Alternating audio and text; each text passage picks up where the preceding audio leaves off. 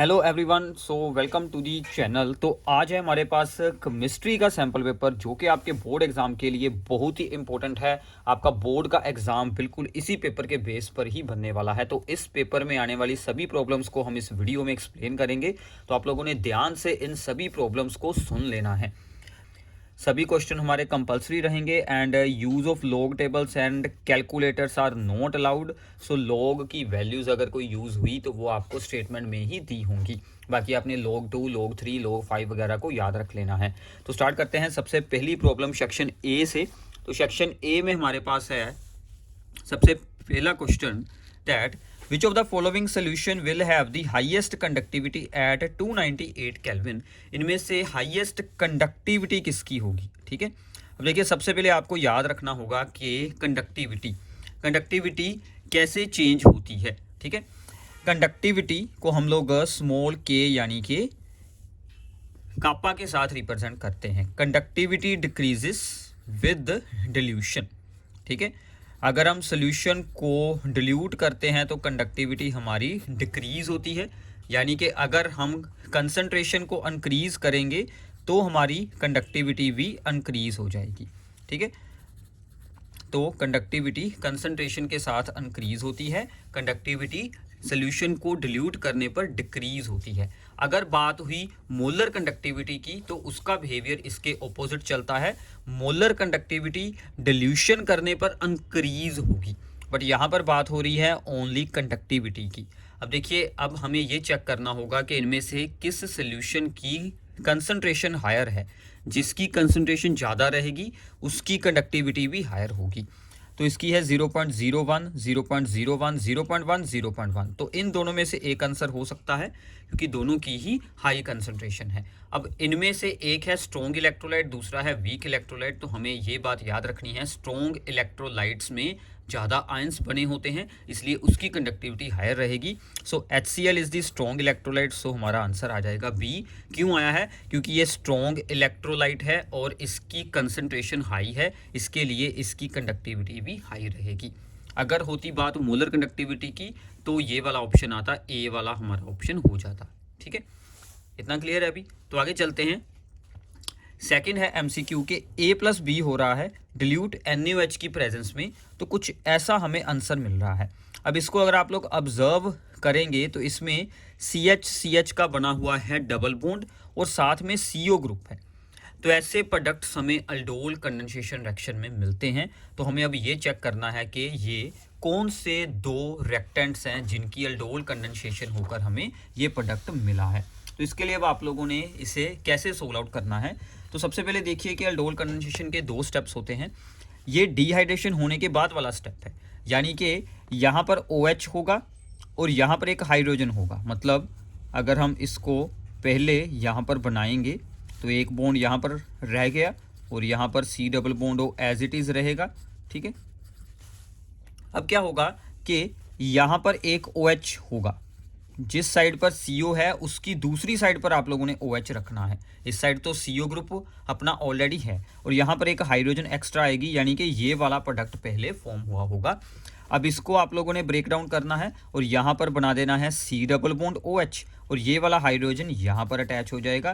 तो यानी कि अल्डोल कंडेंसेशन इन दोनों की हुई होगी। एक तो ये वाला होगा रेक्टेंट, ठीक है, और दूसरा इसका जो हम यहाँ पर बनाएंगे रेक्टेंट वो हमारा बन जाएगा CHO। यहाँ पर क्या बच गया? CHO। ठीक है, तो ऐसे अगर आपको रिएक्शंस याद हैं तो अल्डोल कंडेंसेशन आप लोग इस पर अप्लाई कर सकते हैं। ये है बेंजल्डिहाइड और ये है एसीटोफिनोन। डायरेक्टली भी याद रख सकते हैं कि जिस साइड पर CO जुड़ा है वहाँ से इसे ब्रेक कीजिए, इस साइड पर अटैच कर दें हाइड्रोजन और दूसरी साइड पर ऑक्सीजन अटैच कर दें, ठीक है, CH के साथ। तो ऐसे आप लोग इसे डायरेक्टली भी याद रख सकते हैं। So this is the benzaldehyde and acetophenone. तो हम लोग अपने ऑप्शंस में चेक कर लेते हैं। सो ऑप्शन हमारा C आ जाएगा right answer, benzaldehyde and acetophenone. Clear है अभी? तो आगे चलते हैं। Third is vitamins which can be stored in our body. यार हमारी बॉडी में वो सभी विटामिन स्टोर हो जाते हैं जो फैट सोल्यूबल होते हैं। तो vitamin A, D, E and K are the fat soluble. So therefore D is the right option. So now इसके बाद है फोर्थ के what is the IUPAC name of a ketone A which undergoes iodoform reaction to give this compound and yellow precipitates of the iodoform. अब iodoform reaction में क्या होता है कि जो मिथाइल कीटोन ग्रुप होता है, मिथाइल कीटोन यानी कि CO के साथ जो CH3 जुड़ा होता है, ठीक है, तो ये क्या करता है कि ये कार्बन जो CH3 है ये अपना आइडोफॉर्म फॉर्म कर लेगा, ठीक है, और यहाँ से इसकी ऑक्सीडेशन होकर इसका फॉर्म हो जाएगा COONA ग्रुप, ठीक है। तो मतलब क्या है कि अगर हमें इसका कीटोन बनाना है इस कंपाउंड का, तो हमें क्या करना होगा, इस ONA को रिमूव कर कर यहाँ पर जोड़ना होगा CH3, ठीक है। इस ONA को हटाकर हमें यहाँ पर CH3 जोड़ना है। तो उससे अब हम यहाँ पर देखते हैं कि कौन सा कंपाउंड बनता है, फिर उसका IUPAC क्या नाम बनेगा। सो CH3, इसकी स्ट्रक्चर को मैं ओपन कर कर यहाँ पर बनाऊँगा।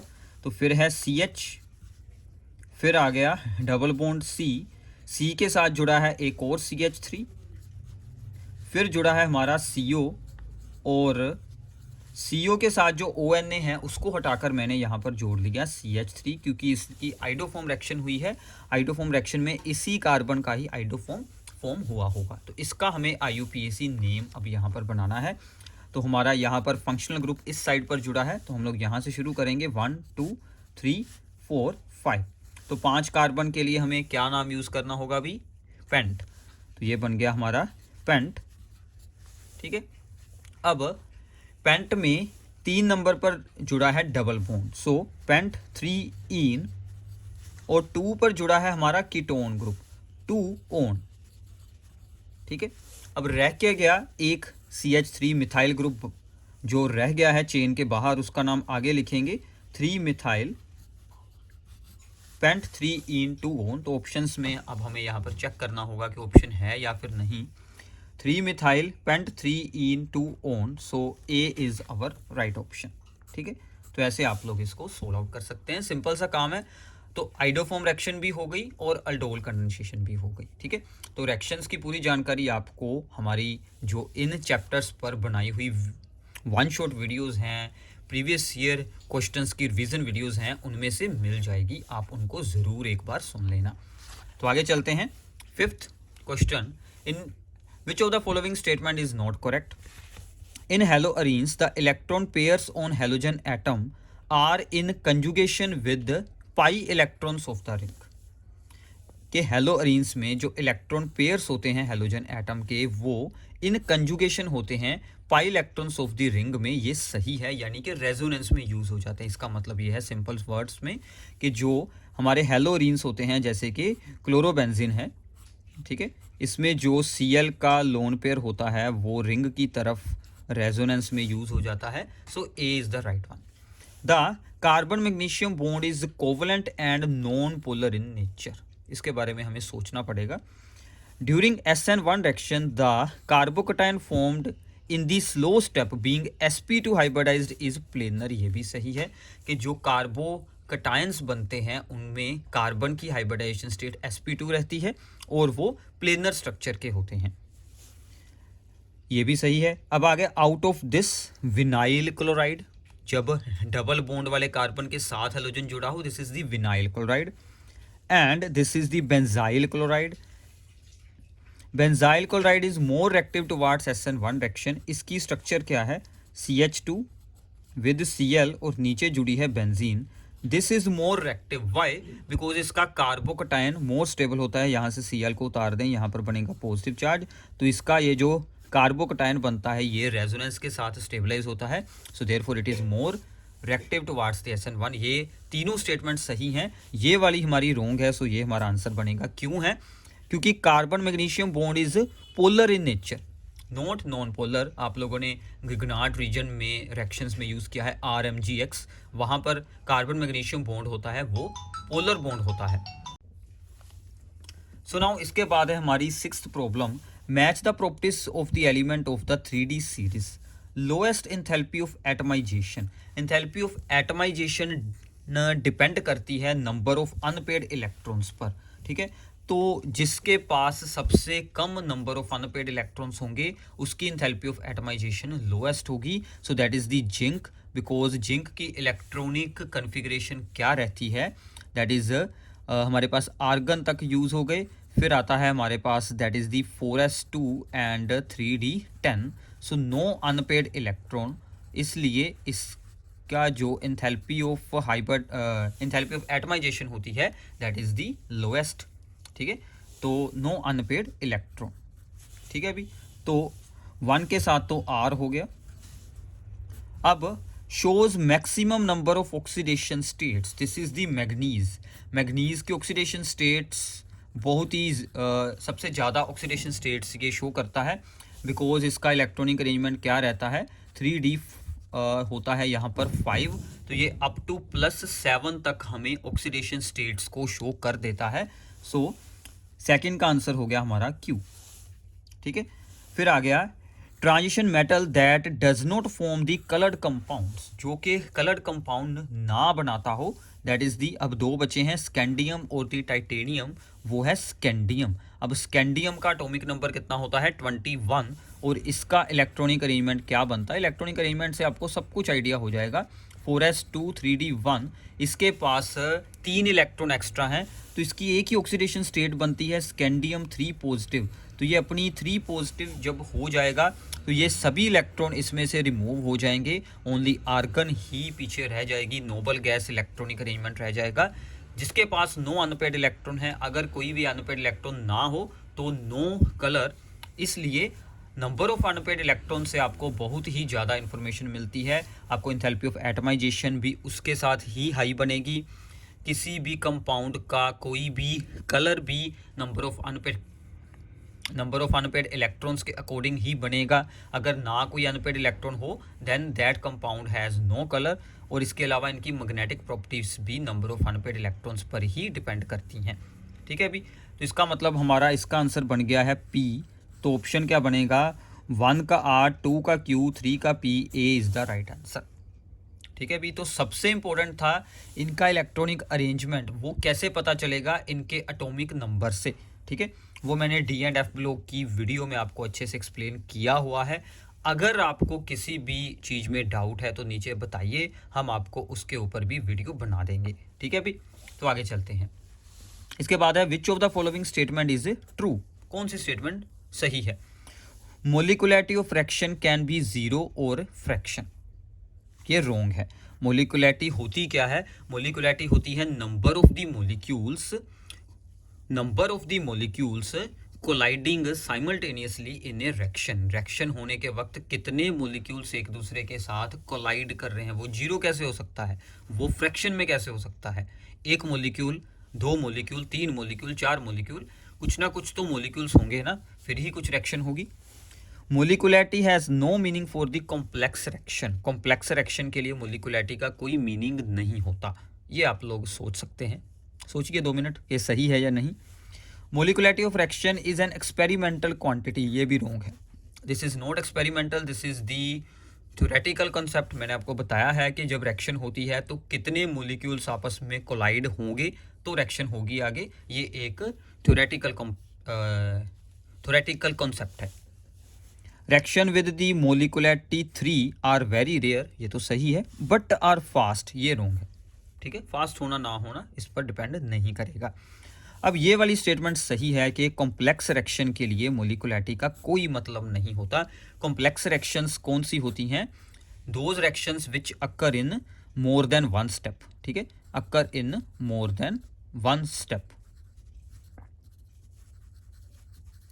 मोर देन 1 स्टेप्स में जो रिएक्शन होती है, ठीक है, उनको बोलते हैं यहाँ पर कॉम्प्लेक्स रिएक्शंस। कॉम्प्लेक्स रिएक्शंस में अलग अलग स्टेप्स होते हैं, तो फिर अलग अलग स्टेप्स में आप एक ओवरऑल मोलिकुलैरिटी का फिर वहाँ पर कोई नहीं मतलब रहता, उनके अलग अलग स्टेप्स की मोलिकुलैरिटी ऑर्डर वगैरह को यूज़ किया जाता है।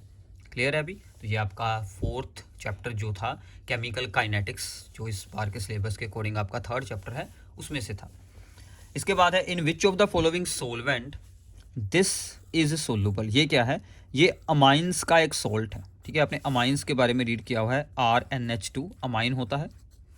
अमाइन जब अपने साथ H पॉजिटिव जोड़ लेता है तो वो क्या बन जाता है, ठीक है, एक अमोनियम आयन बन जाता है यहाँ से, और इसके साथ क्योंकि ये पॉजिटिव आयन है तो कोई ना कोई इसके साथ अनायन अट्रैक्ट करेगा, तो अनायन जनरली यहाँ पर एक हेलोजन वगैरह अटैच हो सकता है। तो ये जो सॉल्ट टाइप चीज़ बनती है, ये जो सॉल्ट बनते हैं क्वाटनरी अमोनियम सॉल्ट वगैरह भी इससे आप लोग आगे बना सकते हैं, ये सभी वाटर में सोलूबल होते हैं। ठीक है, तो ये वाटर में सोलूबल होंगे because water is a polar solvent, तो इसमें ये डिसोल्व हो जाएंगे। क्लियर है अभी? आगे है विच of the following observation is shown by 2-phenyl ethanol with Lucas reagent। 2-phenyl ethanol यानी कि इथेनॉल होती है 2 कार्बन वाली अल्कोहल, 1-2 पर जुड़ी है benzene ring, this is the 2-phenyl ethanol, this is the primary alcohol, ये एक प्राइमरी अल्कोहल है। ठीक है, अब इसमें हमें ऐड करना है लुकास रीजन। लुकास रीजन क्या है अभी? HCl and anhydrous zinc chloride. ठीक है, तो ये primary, secondary and third degree alcohols की डिस्टिंक्शन के लिए यूज़ किया जाता है लुकास रीजन। रूल क्या होता है? अगर हुई third degree alcohol then turbidity appears immediately. अगर हुई थर्ड डिग्री, ये है थर्ड डिग्री के लिए। अगर हुई 2 degree then turbidity will be observed within 5 minutes, तो ये दोनों ऑप्शन तो हो नहीं सकते। अगर हुई 1 degree then turbidity appears only upon the heating, अगर हम हीट करेंगे तो ही बनेगी टर्बिडिटी। अब हीट वाला है कोई option? Turbidity will be observed at room temperature but will disappear after 5 minute, ये तो कुछ बात नहीं है। No turbidity will be observed, so यही आंसर है क्योंकि उसने हीटिंग के बारे में हमें कुछ नहीं बताया, सो बी आपका राइट ऑप्शन बन जाएगा। ठीक है अभी? क्लियर है अभी? समझ आ रही है कि नहीं? चलो, अगर आप लोगों ने पहले चैप्टर्स को ही बिल्कुल नहीं सोल्व किया तो थोड़ी सी प्रॉब्लम आपको होगी, बट ध्यान से सुन लीजिए। मैं अपनी तरफ से यही कोशिश कर रहा हूँ कि आपको हर एक कॉन्सेप्ट को जो एमसीक्यू में यूज़ हो रहा है उसको अच्छे से एक्सप्लेन कर दूँ। इसके बाद है कि if the initial concentration of a substance A is 1.5 molar after the 120 seconds the concentration of a substance A is 0.7 molar, the rate constant for the reaction if it follow zero order kinetics. अब देखिए zero order and the first order, हमें ये दो ही हैं syllabus में, इन दोनों के क्या क्या फार्मूलाज यूज होते हैं। ठीक है, तो जीरो ऑर्डर के लिए फार्मूला है K is equals to initial concentration R naught minus R जो बाद वाली कंसंट्रेशन है बाय दी टाइम। तो सिंपल सा फार्मूला है, बिल्कुल सिंपल है। ठीक है, तो R नोड इनिशियल कंसंट्रेशन कितनी है 1.5 मोलर माइनस बाद में कितनी बची है 0.75। ध्यान रखना यूनिट्स अभी ऐसा ही हो, यहाँ पर है मोलर और टाइम है इन सेकेंड, तो नीचे आ जाएगा 120। सो ये बच गया, इसको करेंगे माइनस 0.75 बाय 120। अब इसकी आप लोगों ने डिवाइड तो खुद करनी है, डिवाइड तो खुद कर सकते हैं ना अभी कि नहीं? डिवाइड कर लेंगे। चलो, एक और इम्पोर्टेंट बात है, अब डिवाइड तो सभी कर लेंगे, यूनिट्स क्या लगाएंगे अभी K की। अब आंसर इनमें से एक आएगा 0.00625, 0.00625 डिफरेंस है यहाँ पर यूनिट्स का। अब ये आप लोग बताइए कि ज़ीरो ऑर्डर रिएक्शन में, ठीक है, आई होप कि आपको आता होगा, ज़ीरो ऑर्डर रिएक्शन में K के यूनिट्स क्या होते हैं। ठीक है, चलो मैं ज़ीरो ऑर्डर के आपको बता देता हूँ, बाकी के आपने बताने हैं। ज़ीरो ऑर्डर में जो रेट के यूनिट्स होते हैं मोल पर लीटर पर सेकेंड वही रहते हैं, तो ये हमारा आंसर बनेगा। अब आपने बताने हैं कि फर्स्ट ऑर्डर में क्या यूनिट्स होते हैं। ठीक है, तो फर्स्ट ऑर्डर के लिए K के यूनिट्स आप लोगों ने नीचे कमेंट्स में बताने हैं। अगर सेकंड के भी बता दोगे तो बड़ी अच्छी बात है अभी, बट फर्स्ट ऑर्डर के ज़रूर बता देना ताकि आपके साथ वाले सभी बच्चों को भी इनके बारे में पता चल जाए। ठीक है भी? क्लियर है? हो जाएगा। चलो, इसके बाद है कि anisole undergoes bromination with bromine in ethanoic acid. अब पहले एनीसोल क्या चीज़ है अभी? एनीसोल नाम तो सुना हुआ है, स्ट्रक्चर नहीं याद। स्ट्रक्चर याद होगी तो आंसर पता चल जाएगा। स्ट्रक्चर क्या होती है कि बेंजीन के ऊपर जुड़ा है OCH3, this is an ether. So ether होता है एक एनीसोल, इसकी ब्रोमिनेशन हो जाती है।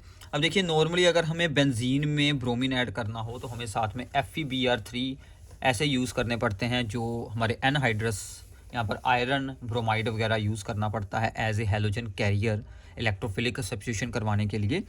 तो इसकी रिएक्शन ना सिर्फ एसिटिक एसिड में ही हो जाती है, ये एसिटिक एसिड में ही हो जाती है रिएक्शन। ठीक है, तो ऐसा क्यों होता है? क्योंकि ये जो OR ग्रुप जुड़ा है, this is the methoxy group, एक कार्बन है ना, ऑक्सीजन साथ में है, मिथॉक्सी ग्रुप क्या करता है, रिंग को एक्टिवेट कर देता है।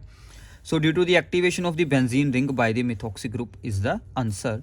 इसके कारण इसकी जो हमारी ब्रोमिनेशन है ब्रोमीन की इथेनोइक एसिड हो जाती है in the absence of the iron bromide वगैरह, हमें कोई कैटालिसिस में नहीं यूज़ करना पड़ता। क्लियर है अभी? ठीक है, चलो इसके अगला एमसीक्यू तो भैया आपके फ्री के नंबर हैं। अगर आपने डी एंड एफ ब्लॉक के ग्राफ्स को थोड़ा सा ध्यान से देखा हुआ है तो आपको आइडिया हो जाएगा।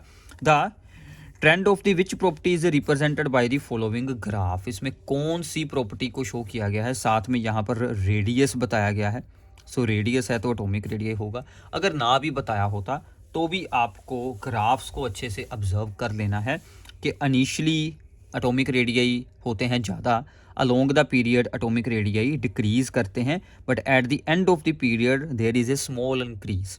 वाई? बिकॉज इलेक्ट्रॉन रिपल्शंस काफ़ी ज़्यादा हो जाती हैं, क्योंकि सभी डी ऑर्बिटल्स में इलेक्ट्रॉन्स की पेयरिंग हो जाती है, जिसके कारण थोड़ी सी इलेक्ट्रॉन रिपल्शन वहाँ पर हावी होकर साइज़ को थोड़ा सा इंक्रीज कर देती है इन जो सभी एलिमेंट्स के लिए जो कि लास्ट में पड़े हैं। तो ये एटॉमिक रेडियस को रिप्रेजेंट करता है। तो ऐसे डी एंड एफ ब्लॉक आप लोगों ने एनसीईआरटी उठा लेनी है। ग्राफ पर हर साल एक ना दो ग्राफ पर हर साल प्रॉब्लम एग्जाम में ज़रूर आती है। डी एंड एफ में जितने भी ग्राफ्स दिए हुए हैं, ठीक है, वो आपने अच्छे से ऑब्जर्व कर लेने हैं, चाहे वो स्टैंडर्ड इलेक्ट्रोड पोटेंशियल्स के हों, आयनाइजेशन एंथैल्पी हो, एटॉमिक रेडियस हो, एंथैल्पी ऑफ एटमाइजेशन हो, सभी के ग्राफ्स को ऑब्जर्व करें। बिल्कुल रट्टा लगाने की ज़रूरत नहीं है, कुछ ऐसा ही आपसे वहाँ पर पूछा जाएगा सिंपल सा, एक बार उन्हें अच्छे से रीड आउट कर लें तो आपको याद रह जाएगा। मैं भी कोशिश करूँगा कि आपको वो सभी ग्राफ्स एक अलग सी वीडियो में एक्सप्लेन कर दिए जाएँ। ठीक है भी, तो आगे चलते हैं। तो इसके बाद हमारी असर्शन रीज़न हो जाएगी, और ये एक for the visually challenged learners के लिए ग्राफ की जगह पर एक और ऑप्शन में दी गई है प्रॉब्लम के which of the following is not considered as the transition element. Transition element किसको नहीं मानते, ट्रांजिशन एलिमेंट को डिफाइन कैसे करते हैं ये आपको पता होना चाहिए। वो सभी एलिमेंट जिनमें नॉर्मल स्टेट या फिर किसी ना किसी ऑक्सीडेशन स्टेट में पार्शली फिल्ड डी ऑर्बिटल्स हों, उनको बोलते हैं ट्रांजिशन एलिमेंट। तो एक जिंक ऐसा है जिसमें ना तो नॉर्मल जिंक में और ना ही उसकी किसी ऑक्सीडेशन स्टेट जो कि जिंक 2 पॉजिटिव होती है, किसी में भी पार्शली फिल्ड डी ऑर्बिटल्स नहीं बनते, इसलिए this is not transition element. But फिर भी सीरीज़ के एंड में होने के कारण इसकी स्टडी इन्हीं में ही कर ली जाती है, डी ब्लॉक में ही कर ली जाती है। ठीक है भी, चलो असर्शन रीज़न पर आते हैं। ये भी थोड़ा सा कंफ्यूजिंग काम होता है। तो पहले असर्शन है alcohols react both as nucleophile and electrophile. ये बिल्कुल सही है, अल्कोहल न्यूक्लियोफाइल की तरह भी एक्ट करता है और इलेक्ट्रोफाइल की तरह भी एक्ट करता है। ये जो ऑक्सीजन है ना, ये अपना लोन पेयर अटैक करवाकर न्यूक्लियोफाइल की तरह भी एक्ट कर सकता है, और ये इलेक्ट्रोफाइल की तरह भी एक्ट कर सकता है जब ये H पॉजिटिव वगैरह अपने साथ जोड़ लेता है, बाद में ये इलेक्ट्रोफाइल की तरह एक्ट करना शुरू कर देता है। ठीक है, ये असर्शन हमारी सही है। The bond between CO is broken when alcohols react as a nucleophile. ये रॉन्ग है अभी, CO बॉन्ड नहीं ब्रेक होता, CO बॉन्ड ब्रेक होगा जब वो इलेक्ट्रोफाइल की तरह वहाँ पर एक्ट करेगा। तो न्यूक्लियोफाइल के टाइम तो O अपना लोन पेयर के साथ अटैक करेगा। So this is the wrong. So assertion is true, R is false, so C is the right answer. ठीक है भी, सो आगे है strong oxidising agents oxidise toluene and its derivative to benzoic acid, this is the right. ठीक है, अगर हम toluene को यूज़ करते हैं, दिस इज दी टोलुइन, इसमें अगर आप लोग स्ट्रॉन्ग ऑक्सीडाइजिंग एजेंट जैसे कि KMnO4 वगैरह अल्केलाइन KMnO4 के साथ इसकी ऑक्सीडेशन अगर आप लोग करवा देते हैं, इसमें 2 स्टेप होते हैं। ये इसका होगा पहला स्टेप, अल्केलाइन KMnO4 स्टैकिन में आप लोग H पॉजिटिव ऐड करेंगे तो आपको बेंजोइक एसिड मिल जाएगा। ठीक है, क्लियर है। बट अगर ये तो सही है कि ना, it is possible to stop the oxidation of the toluene at aldehyde stage. क्या हम इसे एल्डिहाइड तक रोक सकते हैं? रोक सकते हैं। अभी कौन सी रिएक्शन होती है? अभी इटार्ड रिएक्शन। तो इसके लिए आपको इटार्ड रिएक्शन करनी पड़ती है। तो इटार्ड रिएक्शन में आप लोग क्या यूज़ करते हैं? Chromyl chloride CrO2Cl2। ठीक है, तो इसके साथ आप लोग इसको जो है वो इसको सोलवेंट में यूज़ करते होते हैं CCl4 में। तो इटार्ड रिएक्शन होती है, तो इटार्ड रिएक्शन के साथ आप इसे यहाँ पर रोक सकते हैं अप टू दी बेंजल्डिहाइड तक। ठीक है, तो मतलब एल्डिहाइड तक भी इसकी ऑक्सीडेशन को रोका जा सकता है, उसके लिए हमें इटार डायरेक्शन यूज़ करनी पड़ती है। इटार डायरेक्शन आप लोगों ने अभी अभी रीड कर लेनी है, ठीक है। देखिए जो कुछ भी यूज़ हो रहा है ना उसको साथ साथ में रीड करते जाएं। सैम्पल पेपर सोल्व करने का मेन हमारा यही मकसद होता है कि आपको ये आइडिया हो जाए कि प्रॉब्लम्स कैसी बन रही हैं, किसी रिएक्शन में से उन्होंने किस तरह से हमें प्रॉब्लम दी है। तो अब ये देखिए कि जो हमारी इटार रिएक्शन वगैरह है वो एज इट इज़ नहीं पेपर में आई, वो इस फॉर्म में आई। अल्डोल कंडेंसेशन भी इस फॉर्म में आई, ठीक है। तो ऐसे जो यहाँ पर आइडोफॉर्म था वो भी इस फॉर्म में आया। तो ऐसे रिएक्शंस आपको पेपर में दी जाती हैं। तो ये नहीं है कि अगर आपने इटार रिएक्शन याद कर ली है बस उसको एक्सप्लेन कर देना पेपर में जाकर, ऐसा बिल्कुल नहीं चलना। तो आप लोगों ने अच्छे से उसको अंडरस्टैंड करके रखना है। तो जो भी कंसेप्ट यूज़ होता है, जो भी रिएक्शंस बीच में यूज़ होती हैं, वो आपने साथ साथ में रीड करते जाना है। मैं जो कुछ अलग होगा कि जो आप रीड कर कर भी शायद आपको ना समझ आए, वो मैं यहाँ पर एक्सप्लेन साथ साथ में करता जाऊँगा।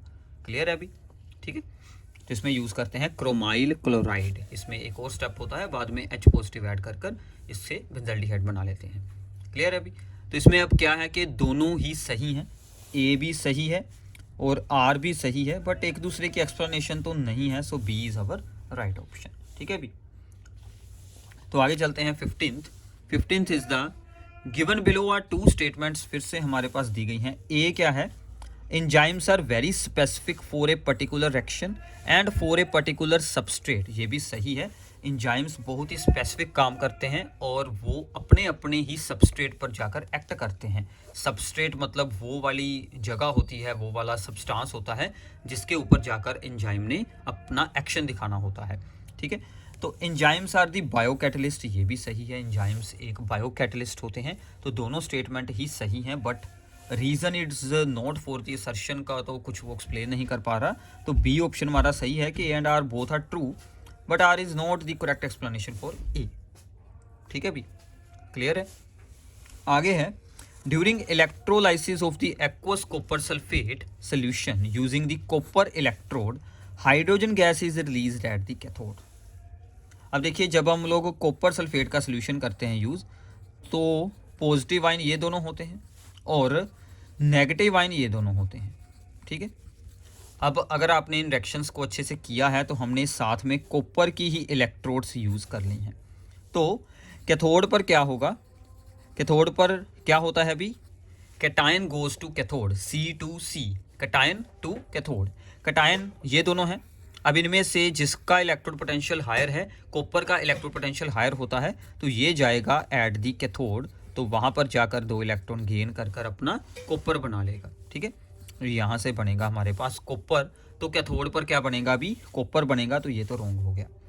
अब जो यहाँ पर एनोड पर OH जाएगा, OH जाता अगर कॉपर की इलेक्ट्रोड ना होती, तो एनोड पर क्या होगा कि हमने कॉपर इलेक्ट्रोड्स ही यूज़ कर ली हैं यूजिंग दी कॉपर इलेक्ट्रोड। तो एनोड वाली जो रोड है कॉपर की, वो अपने 2 इलेक्ट्रॉन लॉस करती जाएगी और कॉपर आयंस वहाँ पर फॉर्म होते रहेंगे। तो एनोड पर ये रिएक्शन होगी, ठीक है अभी।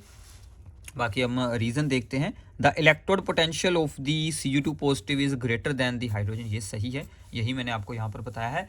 जिसका स्टैंडर्ड रिडक्शन पोटेंशियल हायर होता है, उसकी रिडक्शन की प्रेफरेंस हायर होती है, वही जाकर डिस्चार्ज होगा एट दी कैथोड। तो कॉपर जाकर डिस्चार्ज हुआ, उसका पोटेंशियल हायर है। So reason is true, assertion is false. So D is our right option. इतना क्लियर है अभी, ओके। तो आगे चलते हैं। सो यहाँ तक हमारा है सेक्शन ए 16 मार्क्स का, ठीक है। तो आपको सेक्शन बी और सेक्शन सी इसके जो नेक्स्ट पार्ट में देखने को मिलेंगे। तो पहले इतने की प्रैक्टिस कर लीजिए। तो सबसे इम्पोर्टेंट है, इसके साथ साथ अपने नोट्स बनाइए।